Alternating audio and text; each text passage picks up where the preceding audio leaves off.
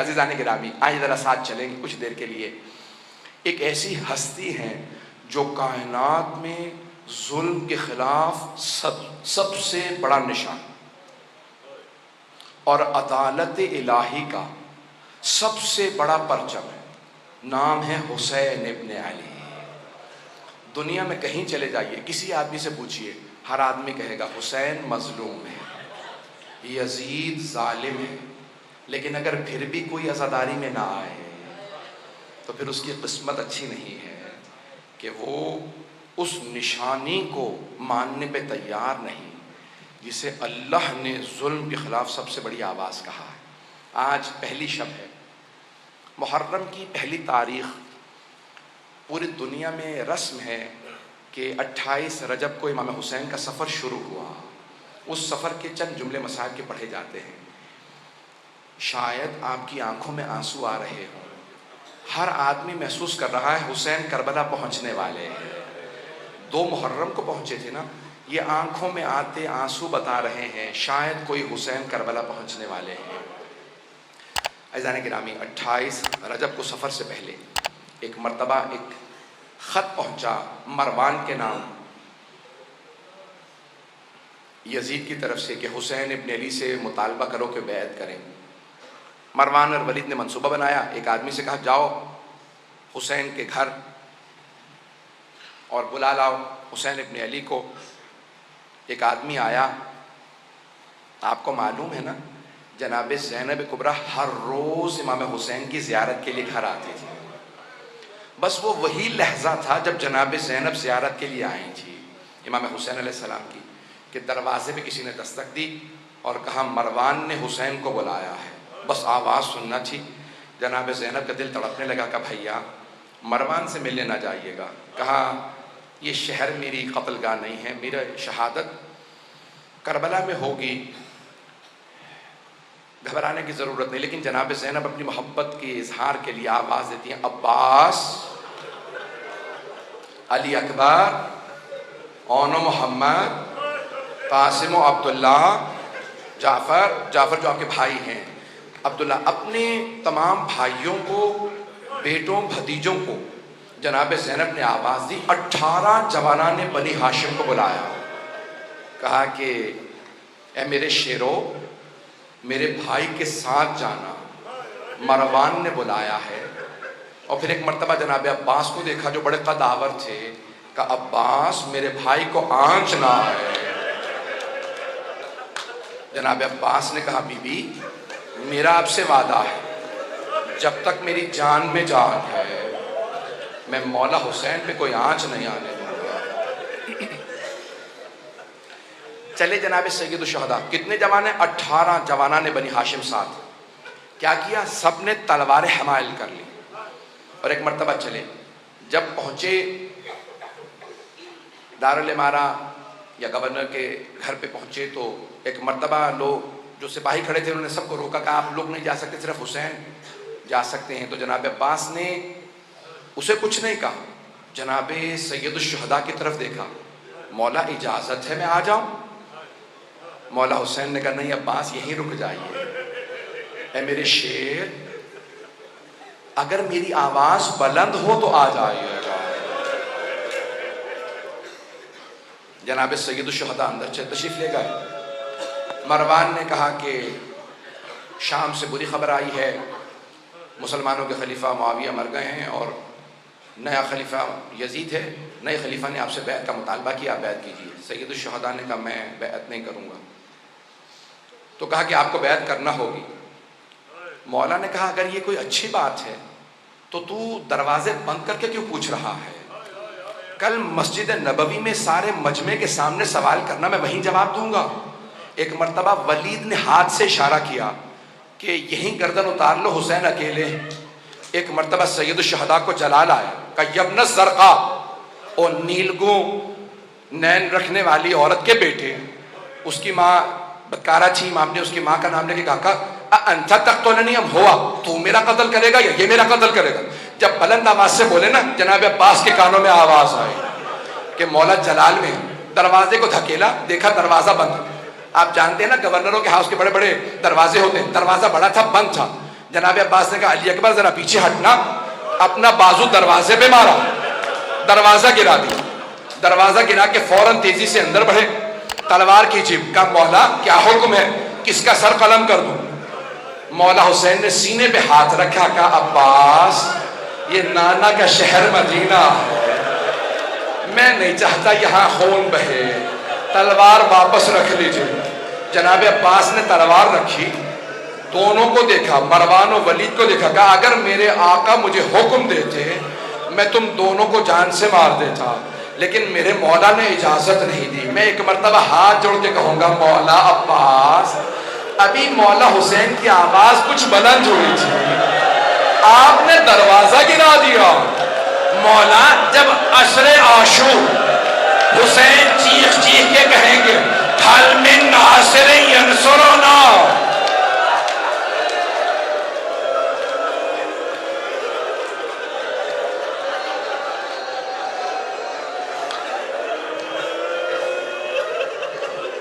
جب عصر میں آواز بلند ہوگی، اے غازی عباس اس وقت کیا کیجئے گا؟ بعض مورخین نے، بعض مقتل نویسوں نے یہ جملہ لکھا ہے، جب امام حسین نے کہا نا حل من ناصر ینصرنا، تو فرات کے کنارے ایک لاشا تڑپنے لگا۔ اجرکم اللہ، اجرکم اللہ۔ بس بھائی میں بھی پڑھوں گا۔ ایک مرتبہ جناب سید الشہداء واپس آئے، گھر میں واپس آنے کے بعد ایک مرتبہ ایک فہرست بنائی، کہا عباس میں نے فہرست میں نام لکھ دیے کون کون ساتھ جائے گا، عباس سب مردوں کو بتا دو کون کون ساتھ جائے گا، مستورات کو میں بتاؤں گا۔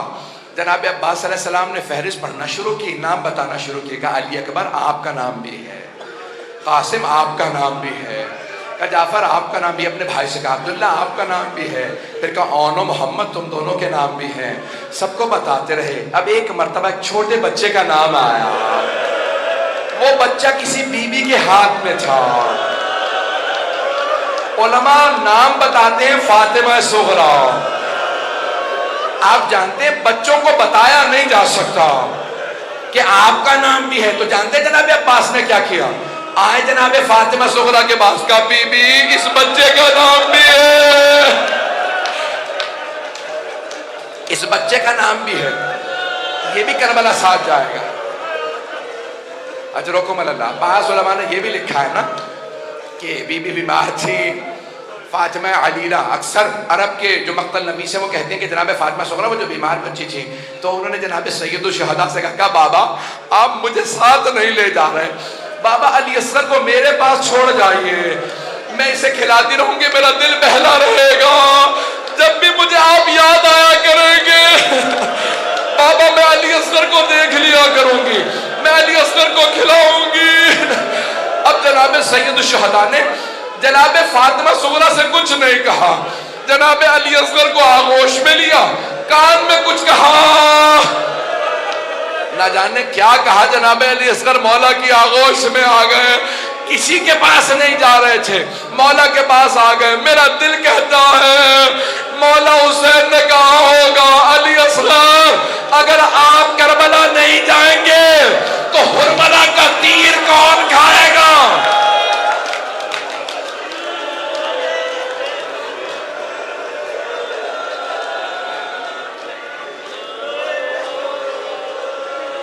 بس بھئی کوئی رونے میں بخل نہ کرے، پہلی شب ہے نا، جناب سیدہ کو پرسہ دیجئے گا، بی بی آپ کی بیٹیوں کا، آپ کی آل کا اس طرح سے شہید ہونا، ایسے اسیر ہونا، ہم آپ کو پرسہ دینے آئے ہیں، ہر آدمی نیت کر کے آئے میں بی بی کو پرسہ دینے جا رہا، اجرکم اللہ۔ بس بھئی مولا حسین نے فہرست دی اور خود چلے گئے اپنے نانا سے ودا کرنے کے لیے۔ جانتے ہیں کیسے ودا کیا؟ الوقائع والحوادث میں مرحوم محمد تقی ملبوبی نے لکھا ہے کہ ایک مرتبہ جب آئے نا روضہ رسول پہ، جناب ام سلمہ موجود تھی، گھر میں روضہ رسول ہے، کہا جناب ام سلمہ نے کہا بیٹا یہ کیا حالت بنا رکھی ہے؟ کہا نانی اماں نانا کی امت مجھے رہنے نہیں دے رہی مدینے میں۔ جناب سید الشہداء قبر مطہر سے لپٹ گئے، جناب رسول خدا کی قبر سے لپٹ کے وہیں پہ گر گئے، یہاں تک کہ بے ہوش ہو گئے۔ جب غش میں آئے نا تو خود ہی فرماتے ہیں کہ میں نے کیا دیکھا جب میں غش میں آیا کہ میرے نانا قبر سے اٹھے، مجھے گلے سے لگایا اور کہنے لگے کہ اے حسین میں آپ سے بہت محبت کرتا ہوں، میں آپ کے ساتھ چلوں گا۔ کہا نانا کیا حکم ہے؟ کہا ان اللہ شاء ان یراک قتیلا، مشیت پروردگار یہی ہے کہ آپ کی شہادت ہوگی۔ کہا نانا شہادت مجھے قبول ہے، میری بہنوں سے متعلق کیا حکم ہے؟ کہ ان اللہ شاء یراہن سبایا، اے میرے لال مشیت تو یہی ہے کہ آپ کی بہنوں کو قیدی بنایا جائے گا۔ حسین روتے ہوئے اٹھے۔ ایک مرتبہ سب نے سوال کیا مولا اتنا رو رہے کیا بات ہے؟ کہ میرے نانا نے کہا کہ مشیت یہی ہے میری شہادت ہوگی۔ کہ شہادت پہ رو رہے ہیں؟ کہا نہیں، رو اس بات پہ رہا ہوں میری بہنوں کو قیدی بنایا جائے گا۔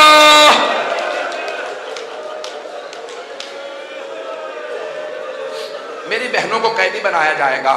اجرکم اللہ۔ بس بھئی جناب سید الشہداء ایک مرتبہ گئے، کہاں؟ اپنی ماں جناب سیدہ کی قبر پہ گئے۔ علماء کہتے ہیں جیسے ایک بچہ ماں سے لپٹ کے روتا ہے، مولا حسین ویسے قبر سے لپٹ گئے اور بلند آواز سے رو رو کے کہنے لگے اماں میں کربلا جا رہا ہوں، اماں میں کربلا جا رہا ہوں۔ ایک مرتبہ محسوس ہوا قبر سے کچھ اٹھ رہا ہے۔ ایک بی بی اٹھی ہوگی، سینے سے لگا کے کہا ہوگا میرے لال آپ تنہا نہیں جائیں گے، میں ساتھ جاؤں گی، میں شب عاشور اپنے بالوں سے آپ کے مقتل کو صاف کروں گی۔ میرے لال جب آپ زلجنا سے زمین پہ آئیں گے میں برقعے کا دامن پھیلاؤں گی، میں آپ کے سر کو اپنے برقعے کے دامن میں لوں گی۔ میرے لال میں کربلا ساتھ جاؤں گی۔ اٹھے جناب سید الشہداء، بس بھئی 2 سے 4 منٹ 5 منٹ کی زحمت اور دوں گا۔ اٹھے جناب سید الشہداء، ایک مرتبہ گھر آئے اور کہا کہ سب تیار ہو جائیں، 28 رجب ہے۔ جناب سید الشہداء نے مسند بچھائی، جناب عباس سے کہا کہ پانی مشکیزوں میں بھر لو۔ کہا کہ مولا میں نے اتنا پانی بھرا ہے کہ پانی ختم نہیں ہوگا، نہ جانے کس کے قافلے کو پلانا پڑ جائے، کس اور کے قافلے کو۔ بس بھئی تمام کیا تو جملے سن لیجئے۔ ایک مرتبہ سید الشہداء نے مسند بچھائی، بیٹھ گئے۔ کہ عباس اماریاں سجا دی جائیں، کجاوے ہوں، اور ایک مرتبہ اچھے اچھے کپڑوں کے اندر، مجھے نہیں معلوم مخمل تھا، مختلف علماء کہتے ہیں بڑے ہی سجائے ہوئے اماریوں کو جناب عباس لے کے آئے۔ کیوں؟ علی کی بیٹیاں جا رہے ہیں، اماریاں سجائی ہوئی ہیں، کہ اماریاں لے کے آتے رہنا، بیویوں کو ایک ایک مرتبہ سب کو سوار کرا دیا جائے۔ میں نے سارے مصائب چھوڑ دیے۔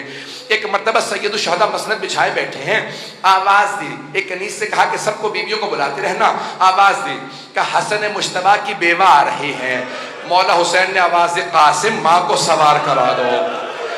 جناب عبداللہ، جناب قاسم و عبداللہ، ایک نے اپنا گھٹنا زمین پہ رکھا، دوسرے نے اماری کا پردہ ہٹایا، بازو تھاما، ماں کو سوار کرا دیا۔ سارے میں نے مصائب چھوڑ دیے۔ سنیں گے جملہ؟ ایک مرتبہ کسی نے کہا لیلا آ رہی ہے، مولا حسین نے کہا علی اکبر ماں کو سوار کرا دو۔ جناب علی اکبر نے ماں کا بازو تھاما، نہ جانے ماں کے کلیجے پہ کیا بیچ رہی ہوگی، اماری کا پردہ ہٹایا، ماں کو اماری پہ سوار کرا دیا۔ اتنے میں آواز آئی علی کی بیٹی ام کلثوم آ رہی ہے۔ مولا حسین نے آواز دی عباس بہن کو سوار کراؤ، علی اکبر اماری کا پردہ ہٹاؤ، قاسم گھٹنا زمین پہ رکھو، اونو محمد سب سے کہو سایہ کر دے۔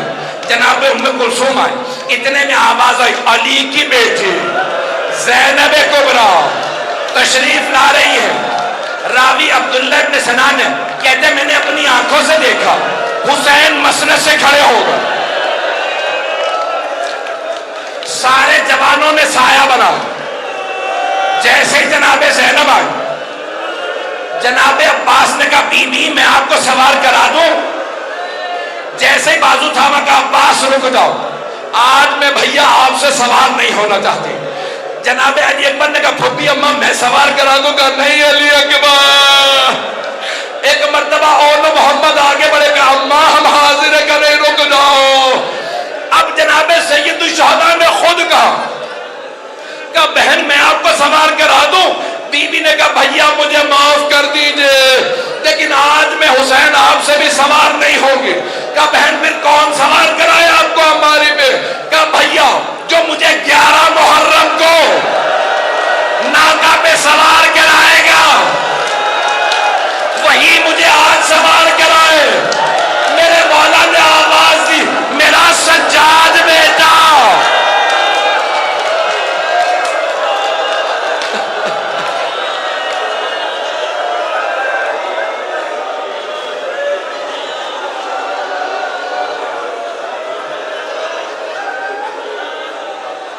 الا لعنت اللہ علی القوم الظالمین۔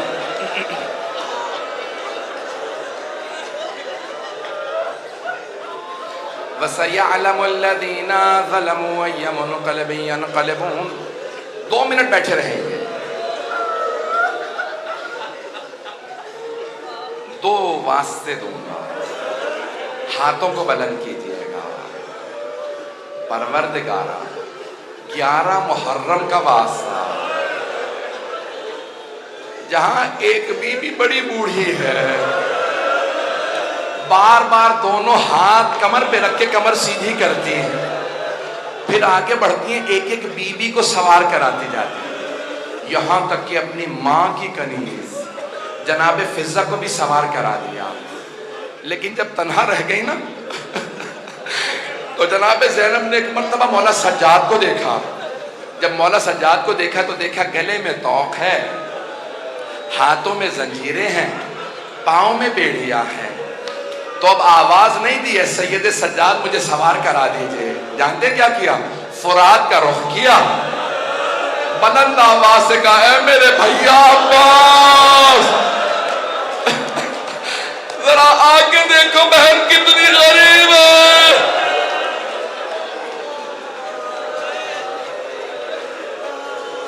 جناب سید سجاد آگے بڑھے، کہا پھوپھی اماں میں آپ کو ناقہ پہ سوار کرا دوں گا پروردگارا۔ 11 محرم کے اس لحظے کا واسطہ جب مولا سجاد نے اس حالت میں زنجیروں کے ساتھ پھوپھی کو سوار کرایا، جب سوار کرا دیا نا تو ایک مرتبہ مقتل کو دیکھنے لگے مولا سجاد مقتل کو دیکھنے لگے، آنسو بہ رہے تھے، ایک رنگ آ رہا تھا ایک جا رہا تھا۔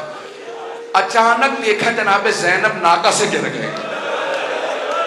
مولا سجاد کی غیرت نے برداشت نہیں کیا، کہا پھوپھی اماں یہ کیا کیا آپ نے، کیوں گرایا اپنے آپ کو ناقہ سے؟ جناب زینب کبریٰ نے جملہ کہا، کہا بیٹا سجاد بس ایک ہی تو مرد بچا ہے ہمارے ساتھ، بیٹا آپ نے کیا حالت بنا رکھی ہے، آپ کی رنگت اتنی سفید پڑ گئی لگتا ہے خون ختم ہو گیا، لگتا ہے روح پرواز کرنے والی ہے، یہ کیا حالت ہے؟ کہ پھوپھی اماں خدا کسی غیرت مند بیٹے کو ایسا وقت نہ دکھائے، بوڑھے باپ کا لاشا تپتی ریت پہ پڑو۔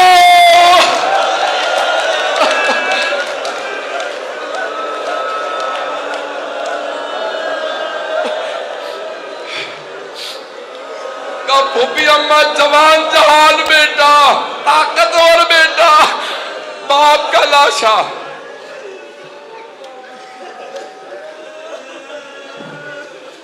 پروردگارا میری اپنی حالت سے غیر ہے، پروردگارا تجھے واسطہ 11 محرم کی اس باعظمت مظلومہ بی بی کا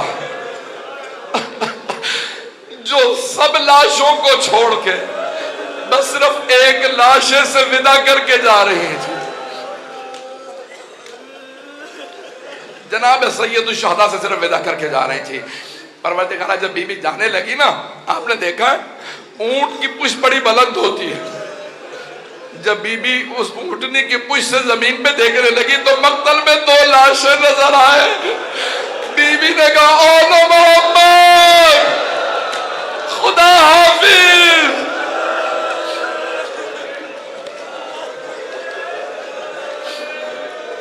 پروردگارہ اس بی بی کی عظمتوں کا واسطہ ہمیں امام زمانہ کا ظہور دیکھنا نصیب فرما، دشمنان اہل بیت کو نیست و نابود فرما، پروردگارہ داعش طالبان کو غارت فرما، مؤمنین کی حفاظت فرما، جو ہاتھ بلند ہیں کسی کو رد نہ فرما، پروردگارہ ہمارے تمام مریضوں کو شفائے کاملہ عاجلہ عنایت فرما، بے اولادوں کو اولاد عنایت فرما، مقروضوں کے قرض ادا فرما، پروردگارہ کشمیر میں حالات بہت خراب ہیں، کشمیر کو آزاد فرما، پروردگارہ عراق میں، شام میں، بحرین میں، یمن میں، نائجیریا میں، نہ جانے کہاں کہاں، پروردگارہ سب کی حفاظت فرما، ہمارے مقامات مقدسہ کی حفاظت فرما، اس امام باقہ کو ترقی عنایت فرما، پروردگارہ جتنے مومنون و مومنات موجود ہیں سب کی توفیقات میں اضافہ فرما، عزاداروں کی حفاظت فرما، پروردگارہ بے خطر عزاداری پورے دنیا میں عزاداری ہو رہی ہے، پوری دنیا میں آج پہلی محرم تھی، پروردگارہ آج کے دن کے صدقے میں